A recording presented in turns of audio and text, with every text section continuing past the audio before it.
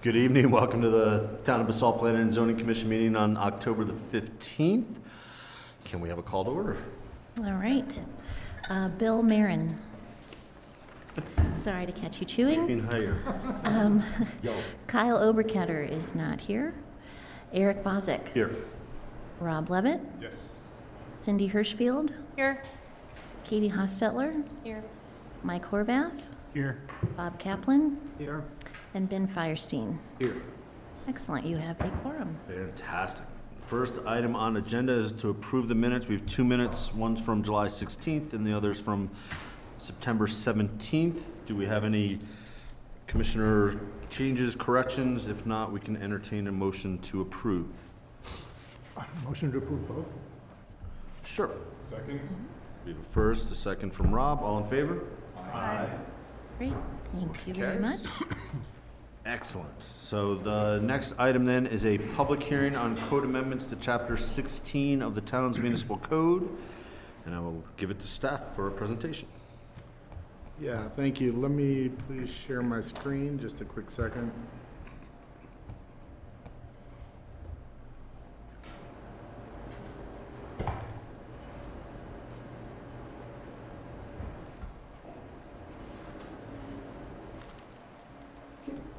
There we go, sorry. This item is a public hearing for consideration of code amendments to Section 16-416 and 16-417 in the affordable housing section of the town code, as well as amendments to the community housing guidelines. Specifically, the amendments that are proposed would add income category 0 to serve families and individuals making up to 50% of the area median income. It would also add category 4 for those making between 121 and 150% of AMI, and then a category 5 for those making between 151 and 200% of AMI. The housing study that was completed by EPS recently recommended adding categories 4 and 5 to go up to 200% of AMI, as they were identified as gaps in the town's income categories, because people making up to 200% of AMI could not afford to rent or purchase housing in Basalt, so it was identified as a gap. Bach recommended adding category 0 for those making less than 50% of AMI, as it was also identified in the study as a gap that was needed to be filled. So along with the changes to adding the categories, there were also amendments to the code for affordable housing mitigation that kept and maintained the maximum average AMI for a development project that had rental units, and kept that at 100% of AMI for the average. But the proposed amendments would bump up the maximum average AMI for sale units from 100% to 120% of AMI. And staff and Bach thought that this would ensure that you would get some category 4 and 5 units in the mix of development projects, whereas if you just kept the maximum average at 100% of AMI for sale units, you likely wouldn't get any category 4 and 5. Staff intends these proposed amendments to be kind of the first set, and that there will be additional amendments that will come along in the future related to the housing study recommendations. These just were kind of low-hanging fruit to jump into first. So Bach, Basalt Affordable Community Housing Commission, reviewed the proposed amendments and recommended approval. And as I noted, they actually added the category 0 for those making under 50% of AMI. So this evening, staff would recommend asking staff questions that the commission has taking public comments because it is a public hearing, and then providing P&Z discussion. If you're comfortable, you could make a recommendation to the town council on the proposed amendments. Fantastic. Thanks, James. I'll open up for any commissioner questions. Instead of going around, why don't we just do this? If you have questions, please fire away. I have one. I'm just curious, what is the current AMI that we're working with? Yeah, I've got that. So currently, the 100% of AMI for one person is, It's in the packet somewhere. I don't remember it. Do you mean the 80%? well, Cindy, you're asking about 100% of AMI, right? Yeah, just what the actual number is. The number is. So that would be 82,000 for 100% of AMI for one person. But it goes up based on the number of people you have in your household. Thanks. James, I have a question. Yeah. In category 0, do the guidelines coincide with what the HUD and LIHTC guidelines are for those ultra-low? They, Because they're not always the same. They're not always the same, and actually, for LIHTC projects, you have 30% of AMI units, you have 50% of AMI units, and then I think you also have 70%. The Roaring Fork apartments, typically we see the 30% and the 50% units. And Basalt uses a combined Picken and Eagle County AMI for our categories, whereas LIHTC and HUD just use one county AMI. We use kind of the combined, since Basalt's population is in both Eagle and Picken County. Because I did a LIHTC project in Carbondale, and that was an issue, and it had to go to council and had to be. So they don't exactly line up because we use the combined AMI. So how would we handle that if that happens? Well, oh, go ahead, sorry. Probably a development that comes in for LIHTC would be through some other land use application process, right? So either through the land use approval process there, we would make like a PUD amendment or a condition of approval there. So So for, it'd be bound up in some of the other approvals of that project.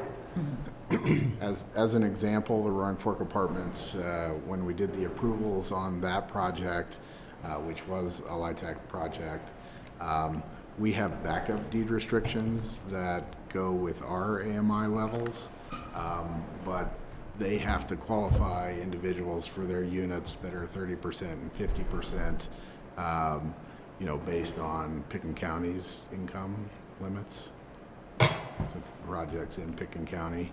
But those LIHTC deed restrictions run out after a certain amount of time.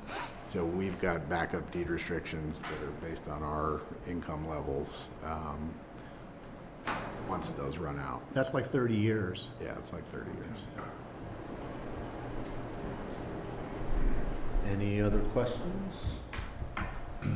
Slightly off piece here, but I just heard about someone that lives in a Pitkin County affordable housing unit and owns a condo in Basalt. All of our categories restrict you, if you own property in the valley, you can't live there, right? That's correct. Yeah. And I think most of APSH's do too, but I can't say for sure.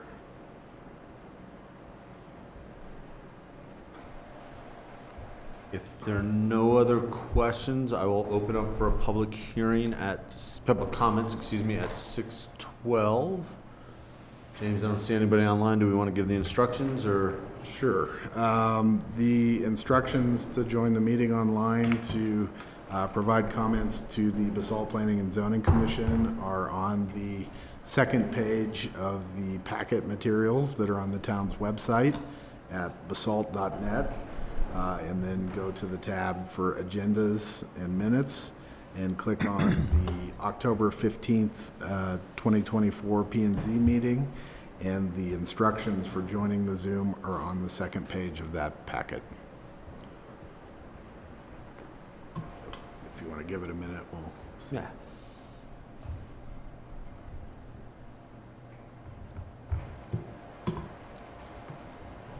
You could probably go. All right. Commission comments. We'll close the public hearing, public comments at 6:13 then, and we'll open it up for commissioner comments. Same. Straightforward, so Yeah, exactly. warned about it, Yeah, makes sense. great to see staff responding to it so quickly and putting it in place. It's clearly needed. Bob, speaking to the microphone. It's great to see staff reacting so quickly and putting it in place. It's clearly needed. We can make a recommendation. Yeah. So if there are no more comments, would anybody like to make a recommendation whatever the recommendation would be?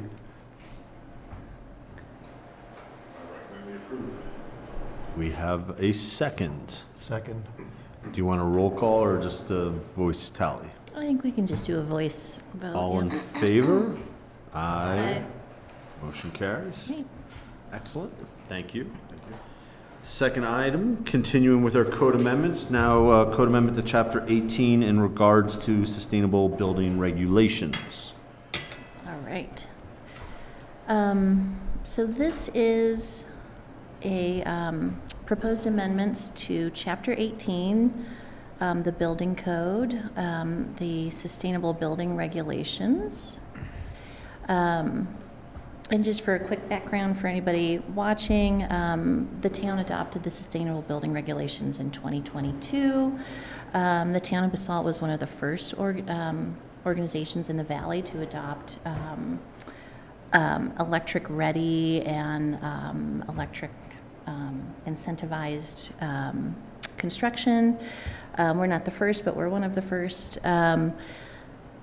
As from 2022, there have been a lot of adjustments to technology that's out there and construction types and those sorts of things. So we've been back a couple of times with some minor amendments as we've experienced actually putting these building code requirements to place.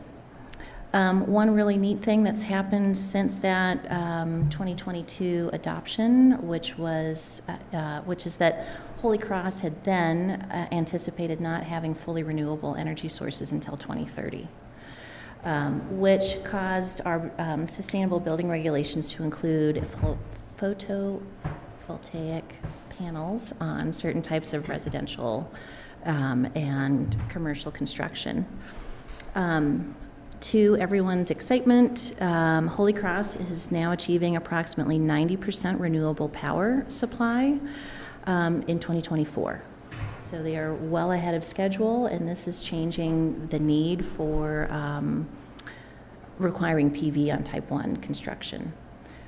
We've also, from a user and administrator perspective, heard a lot of the difficulties for single-family residences to implement this requirement, so we're happy to work with them and to adjust this requirement so that we're still achieving our energy efficiency results, but not creating the financial burden on these units. Additionally, the requirements in the proposed amendments move to shift that requirement for photovoltaic panels from simply type 1 to external heat use, such as snow melt, pools, spas, heat tape, exterior heaters, exterior fireplaces, and garages, to offset some of that, as those are not necessary, but they're nice to have things. And so to that, that's my part of the presentation. With us tonight, come on up, is the town's chief building official, Mitch Miller, who can answer more of the detailed questions you might have, if you have any, about the requirements, than I can. And so this is also a public hearing, so staff recommends you have discussion, open the public hearing, and then similarly make a recommendation to town council.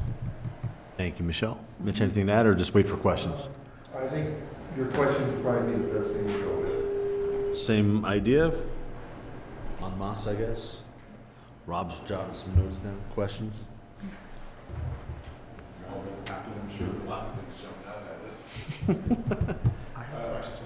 Go ahead. There was a, Oh, for the offset for the offset for exterior heat uses, does it have to be on site or can it be off site? Well, right now, Holy Cross doesn't, we don't have a program for off-site. Which one? We don't have a program for off-site PD. It used to be, we used to have it, but Holy Cross is not doing it anymore. And it's basically for exterior energy uses all types. So the whole idea is that if we're using exterior energy uses, we want renewables to supplement that. So,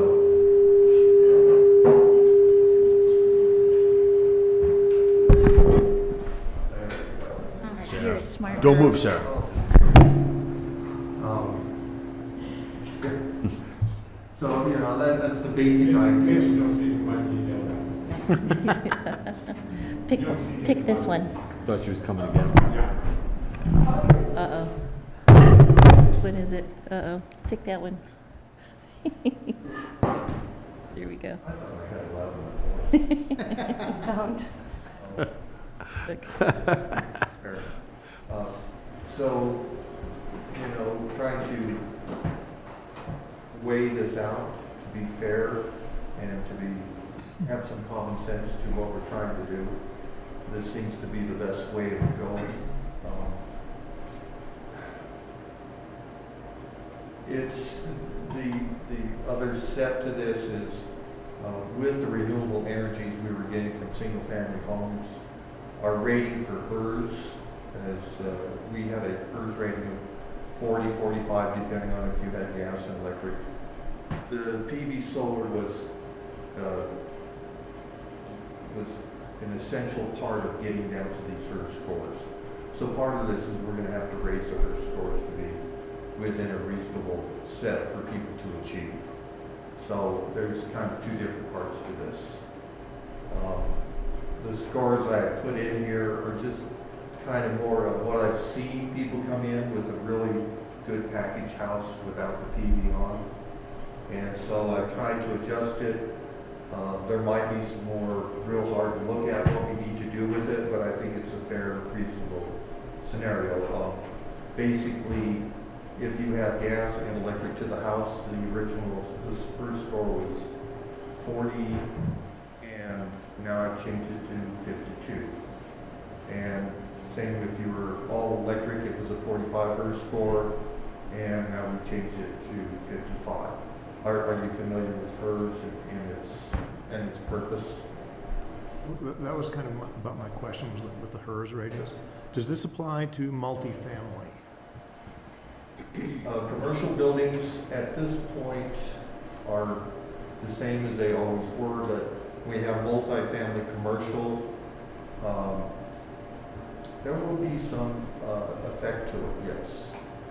It's because the energy code doesn't allow you to treat a residential part of commercial as commercial. You have to stay with the residential. So we are keeping the commercial energy analysis to 25%, which is a pretty steep PV recommendation. Because when I've been doing multifamily affordable housing in small units without a central corridor, it's hard to meet the HERS ratings because of the ratio of external unit to square footage. So they always fail their blower door tests. And so I was wondering if there's any accommodation for a situation such as that. Well, we're getting into real HERS score, you know, we have multifamily units, but it's based upon the unit itself. So if the unit is under 2,000 square feet, we work with a res check instead of the HERS score. So you take a So residential. there is an option Yeah. for multifamily that works into that particular 2,000 square foot unit in a multifamily is awful big, and we're not. I've wrestled with Pitkin County on that. So I'm glad we do that. That was my only real question. Let me follow up. My house is 20 years old now. When we built it, we were told by Solar Light that we were not suitable for panels on the roof, but we have lots of big trees around us. So we would be subject to a 200% payment in lieu. It depends on how much, what's, like, if you were gonna do an addition or do a remodel, it depends on the square footage of the remodel. So Does that work? It's 200%. it is kind of a web here, absolutely. When we're talking about renewable energy for exterior use, if you don't have your hot tub that's over 64 square feet, or you don't have your patio fire burner in the yard, and you're not doing snow melt and heat tape, it's not going to affect you. So it's only when you're using exterior energy uses. So if say we want a hot tub and you're not suitable for solar panels.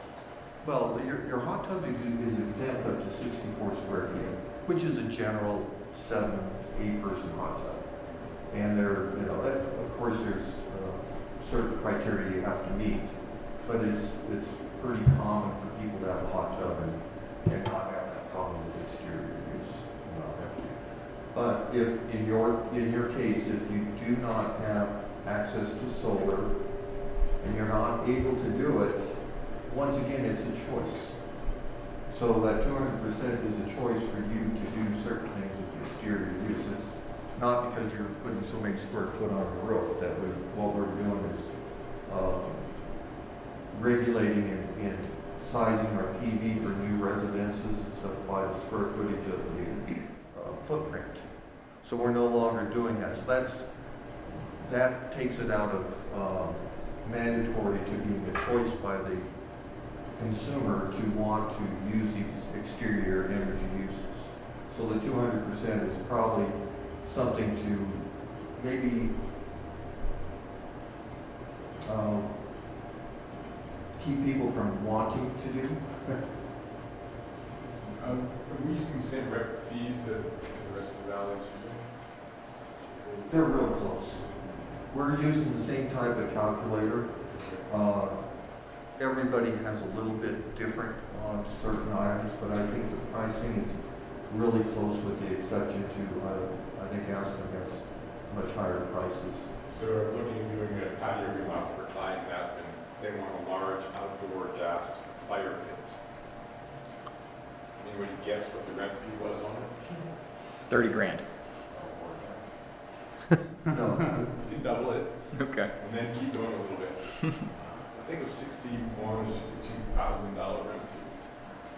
Which gas dissuades- fire pits are very, very So expensive they for downsize rentals. for smaller units, it's not going to produce as much heat in the environment, but those are the ones I was talking about there in the shop.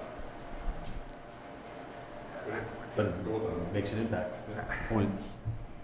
How is access and requirements of access, potentially the fire department, handled in this? There's always this give and take of, we've got a steep road, it requires some form of, exterior snow melting, steep grade, or stairs up to a home. That's a good question. Yeah. A very valid question.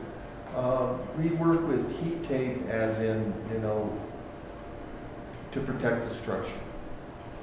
If we can get validation, we allow 1,000 watts of heat tape, which probably is a half of a 15 amp circuit, 20 amp 240 volt circuit. So it's not much, but it's allowed to, so if you need to, your gutters don't want to ice up and fall off the house, we can help you with that.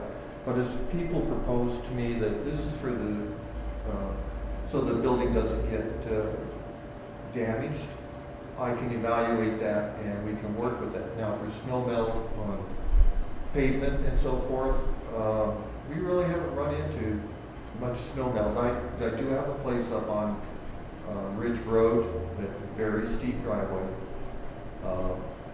and they have heat, snow melt, and it needs to have snow melt, just for the people to go in and out. But that's what was built, and that's what the building department in the past has let be built in here, so we have to accommodate safety too.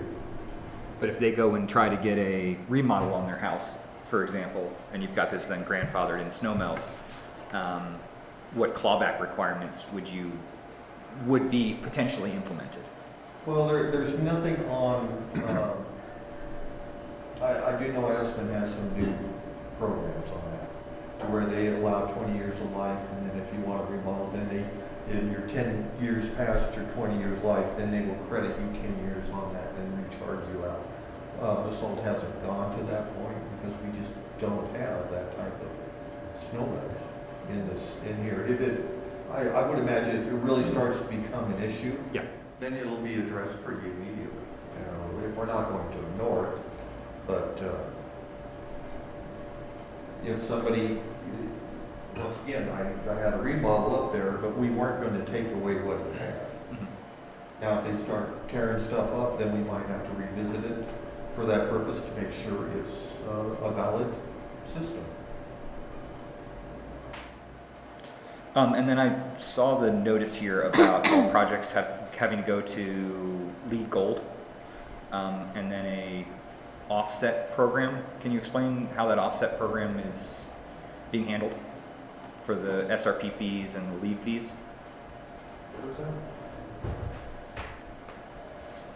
At the .3, or excuse me, .6, there at the top. LEED Gold must be achieved in homes with gold certification or greater. The town's fee schedule provides for rebates and Energy Star SBR plan review fees for certification per this compliance path. Okay. Love it when people personally. I don't think anybody's ever actually proposed that. Okay. So these programs are so far advanced, and I would say that so far advanced with energy efficiency, Yeah. is that's why they get To that a level. top tier Yep. type of program for them. But we haven't had, absolutely, we haven't had LEED Gold, we haven't had Passive House, we haven't had certifications for pedal. These are brought in before I got here, but I'm sure it was recommendations that were brought in because options for energy efficiencies always have to be available to anybody at any time. But the town here is paying for the review fee and the certification? Yeah, we encouraged that when we did the code amendments, when that was put into the code. You know, it was a carrot to try to get people to go that extra step, but And that's, it hasn't come to yeah, fruition. that would be for the energy part, not the building permit. Ah, okay. I would, no, we're not giving them free building permits, but when we do the sustainable building reviews, we Yes. have a 10% cost on the building permit itself. And then there is an energy review also. So those would probably be part of the carrot, as James says. Carrot, yes. Yeah, we still take in stuff. Quick question, if we approve this and council approves it, I'm assuming whatever's already in the works is not affected by this, it's just new projects? Always looks forward. Yep. Any other questions? No questions, we'll open up for public comments at 6:31. I don't see anybody online, I'm assuming we're good with the instructions before. Yes. Yes, no? You're good, We yeah. will close the public hearing at 6:32. Any commissioner comments at this point? If not, we could entertain a motion if someone would like. I'll make a motion. A motion from Bill, I'll second. Cindy seconds. All in favor? Aye. Motion carries. Great. Thank you. And the last item on our agenda is for commissioner comments and staff updates. Okay. Let's see here. Well, last week, I attended the 2024 State of the Arts Forum at Taka. that was hosted by basically the Carbondale Creative District. The town of Aspen was there, Carbondale was there, Basalt was there, and a big part of the artist community in the valley. So it was really exciting. And I just want to share with you that we got a lot of compliments from the artist community and our neighbors about where the town's going and the programs we're running and all of the fun things. Our role there was to make connections and to help further where we're going to go with our community arts plan, because we're going to be looking to do a consignment program and hopefully start a valley-wide arts collaboration, so sharing pieces that we get. In completely different news, the community composting facility is making some progress. We're hoping to have that open by November 1st, and potentially have the first leaf drop available, is it this Saturday? This Saturday. And as of right now, that's going to be at the former Umbrella Roofing site off of Original Road and Highway 82. One site this year, easy drive-in, drive-out is the goal. Only on Saturdays, 5 Saturdays. So you probably saw the ad in the paper today, but that's underway. The Albany Park Playground, we've had a couple little impacts from the contractor related to some concrete and minor things, but it's we're so close. So looking to have the curbs poured and the footing, the surfacing installed in the next 2 weeks. I hope that wraps up. This is a little bit premature, but stay tuned and we'll let you officially know when to the Green Team website on the town page. Mitzi is working on, we have the solar reads for all of the solar panels put on the high school, the elementary school, the school bus barn, the town public works facility, and the concessions, and it shows you how much of the utility bill is being set off and how much energy is being consumed. It has got so many cool stats. So she's finishing building that out right now, but that's going to be really an awesome thing to look at and to see. Not live yet. It's not live yet. It's super close. I debated even saying it, but it's so cool that once it comes up, you'll want to keep checking back for it. The Midland Streetscape is still on schedule to be completed in December, and look for an amped-up tree lighting ceremony on December 13th on this side of town. Details to come, and of course, we'll still have an awesome tree lighting in Willits the December before that. Anything else on there, James? Homecoming parade on Friday at 2 o'clock or so, so Midland will be closed. Yeah. Cindy, I don't know if you saw the town council approved the project we looked at last month, but they included the No, I housing. know, I was very happy to see that, yeah. Say, Yes. our little debate worked, or helped, I don't know if the right word is, but Oh, but the housing on restrictions. Midland? Yeah, in Midland, Yeah. yep. They heard you, yeah. Yeah. Any other commissioner comments, questions? I have a question. Picken County took the false front off the Emma store. I was wondering if anyone knows what they're doing, or were they just like repairing? I haven't heard. I saw them working over there, but yeah. It's really curious because like no one's touched it in a decade and a half, so. I might have read something in the Picken County newsletter this summer about them doing some work on it. If I'm remembering correctly. It just seems like a shame that they don't do anything with it, because it's Yeah. such a cool thing. We can follow up and circle back. I'll call up and hassle them about it. Well, we talk to Gary quite often, so, you know. I'm assuming with Jimbo's sale and the signage now, they're moving forward? Mm-hmm. Building permit is in. There's a big sale going on, because they're moving into the trailer right there. So in the next few weeks, we don't know. The permit has been pulled. It's in process. It's in review. Mhm. they're doing asbestos remediation right now in the building, and then Jimbo's will move over into the trailer for their operations shortly, couple weeks. Exciting. Something Cindy said at the last meeting has been bugging me since then, when you read that. You too, real huh? estate ad about BCC. Uh-huh. Right, so we get proposed these units as attainable, right? Because they're small and they have low-grade finishes and therefore it'll be for them.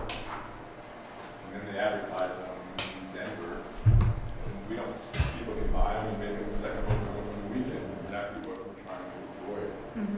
And I'm not gonna fall for it anymore, unless it's RO.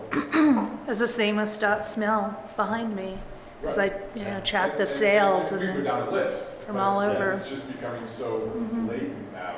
And, it's just, yes, it's a burden in development, but unless, I don't see what else you can do. Well, for me, Rob, the disappointment with BCC is we actually had those approvals in there, and council approved them for rental units. Right. And then when it got flipped over, it seems like Well, it just got thrown out. it would be interesting to see who buys them, right? Yeah. Is it gonna be local employers using them for their employees? I know, I'm gonna look at the sales, For sure. But that's sales the first records to element. see that. It's But, also an investment for an owner who down the road sells it for profit, that uses on the weekends. And I don't know if this discussion gets to council or if I should go talk to them about it, but we just need, unless it's RO, I don't really want to hear about it, as far as being attainable for locals' housing. it doesn't have enough teeth in it, that attainable category. I mean, There's we've done nothing. this the last 20 years. Yeah. I don't realize they're selling for $2 million with that at one point. And Which one? Well, it's Oh. small homes on Right. smaller lots, right? That's locals. Every project that we see is, it's for locals, it's goes for sale. And Well, I've been adjacent to real estate development for my entire career. And basically, excuse me for saying this, 99% of everything any of them say at all times is a lie. You just gotta, and homeowners too, there's been applications coming before this board. We need to do this to our house so we can continue to stay here. This is our family home. We've been here for 40 years. And we want to keep staying here for 40 years. We want our kids to move back after college. And we approve it, and 6 months later, it's on the market. I've seen that since before the turn of the last century. It's just been happening. And, we live in a capitalism and free market society, but the affordable housing that gets pitched to us, we actually can maybe do something about. We can't really force that homeowner to stay in that house for the next 40 years. But the developer that comes and sits there and says, well, we're gonna use low-end finishes, so it's only for the locals. We've got to stop buying. And I don't know if we want to have a work session or get council involved. We don't have to make the final decision, but like I said, I'm really going to counsel myself, but I'm done. Thank you for 2 weeks of aggravation, Sydney. Well, so one outlet for this discussion is we'll be putting out an RFP for a consultant actually to help us rewrite the entire section of the land use code related to affordable housing mitigation and standards. And so that'll be a perfect time to have this conversation, and we'll be talking about the commercial mitigation rates, how many employees are created, is that rate appropriate, does it need to be raised, the ratios, and all of those sorts of things. So that might be the perfect place to have this discussion. In Black Mountain, we're up to 50%. So we have a new standard, right? Mhm.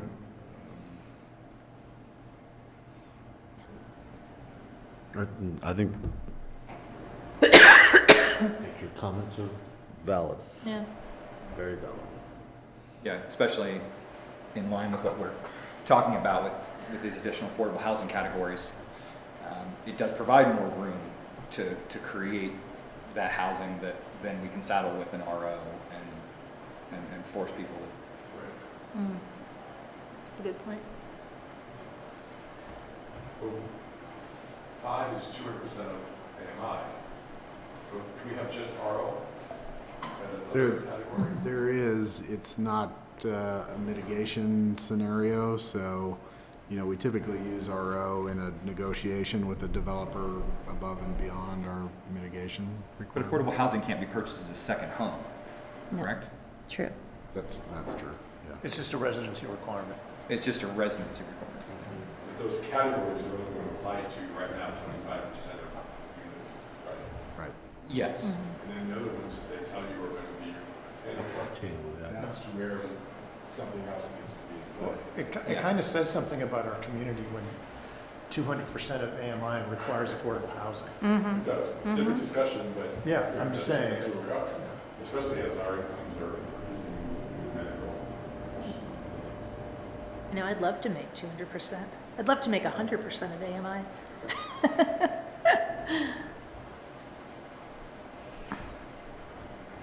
No more comments? I mean, we can continue. If not, do we have a motion to adjourn?